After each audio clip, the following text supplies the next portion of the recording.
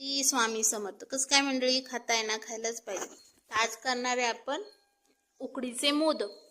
Recipe साधी simple आहे, तर चला करूया. तर आधी काय करायचं, कढई घ्यायची, कढईमध्ये खोबरं टाकायचं, खवलेलं खोबरं घ्यायचं. खोबरं टाकल्याच्या नंतर ना जेवढं खोबरं आहे त्याच्यात थोडंसं निम्मा गूळ टाकायचा. गूळ टाकून चांगलं खोबरं परतून घ्यायचं.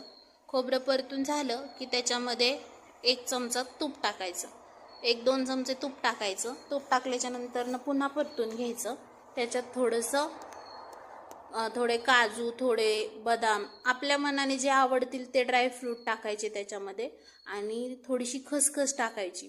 आणि परत एकदा चांगलं परतून घ्यायचं. परतून घेतल्याच्या नंतर त्याच्यात थोडीशी गॅस बंद करायचा आणि थोडीशी वेलची पूड टाकायची आणि चांगलं मिक्स करून घ्यायचं आणि एका भांड्यात काढून घ्यायचं. दुसरीकडे काय करायचं, एक पातेलं घ्यायचं.